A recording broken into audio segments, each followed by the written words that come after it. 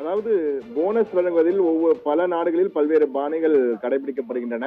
ஆனால் தற்போது சீன நிறுவனமான எனான் மைன் ட்ரெய்னிங் கம்பெனி தனது தொழிலாளர்களுக்கு 70 கோடி ரூபாயை பரிசாக போனஸாக வழங்கியிருக்கிறது. அந்த வழங்கிய விதம் தான் தற்போது வைரல் ஆகியிருக்கிறது.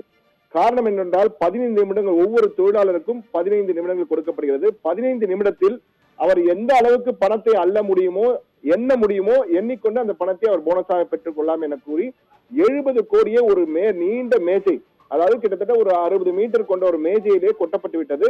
ஊழியர்களை 30 பேர் கொண்ட குழுவாக பிரிந்து அவர்களை அல்ல எண்ணி பாருங்கள் என அனுப்பி இருக்கிறார்கள். அந்த காட்சிகள் தான் நமக்கு கிடைத்திருக்கிறது. ட்விட்டரில் தற்போது பெரும் வைரலாக சென்று கொண்டிருக்கிறது. இது போன்று பணத்தை ஒரு பெரிய மேஜையிலே கொட்டிவிட்டார்கள். 30 ஊழியர்களாக வந்து எவ்வளவு எண்ண முடியுமோ அவ்வளவு எண்ணி எடுத்துக் கொள்ளலாம் போனஸாக என்று கூறிவிட்டார்கள்.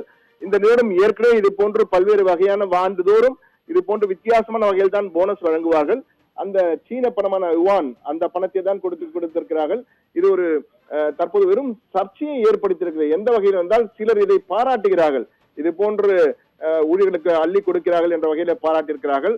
அதாவது 100,000 யுவான் என்ற, அதாவது கிட்டத்தட்ட இது அந்த 100 யுவானை ஒரு தொழிலாளி அதை வந்து 11.5 லட்சம் ரூபாயை 15 நிமிஷத்திலே 11 லட்சம், கிட்டத்தட்ட 12 லட்சமாக எடுத்திருக்கிறார். 12 லட்சத்தை போனஸாக எடுத்திருக்கிறார் என்பதை பார்க்க முடிகிறது. இதற்கு சிலர் பாராட்டு தெரிவித்திருக்கிறார்கள். சிலர் ஊழியர்களை கொச்சைப்படுத்தி விட்டார்கள் என்ற வகையிலே விமர்சனங்களும் வைக்கப்பட்டிருக்கின்றன. சிலர் செல்லும் பொழுது சேம் ஆஸ் மை, அதாவது ஒருவர் ட்விட்டரில் இது போன்ற ஒரு பதிவினை போட்டிருக்கிறார். என்னுடைய கம்பெனியும் இப்படிதான் வழங்குவார்கள், ஆனால் பணத்தை இல்ல வேலையை தான் இது போன்று டன் கணக்கிலே எங்களுக்கு ஒர்க்லோட் அதிகமாக கொடுப்பார்கள், ஆனால் பணத்தை போனஸாக கொடுக்க மாட்டார்கள், வேலையை தான் கொடுப்பார் என்று கூறியிருக்கிறார்கள்.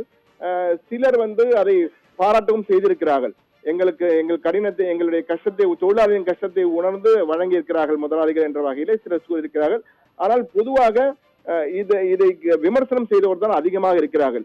இந்த பணத்தை நீங்கள் நேரடியாக அவருடைய அக்கவுண்ட், அதாவது நேரடியாக அவர்கள் வங்கி கணக்கிலேயே நீங்கள் வந்து கிரெடிட் செய்திருக்கலாம், கணக்கு வைத்திருக்கலாம். ஆனால் அதை விட்டுவிட்டு இது போன்று இன்சல்ட் செய்வது போல அவர்களை வந்து செய்திருக்கிறார்கள்.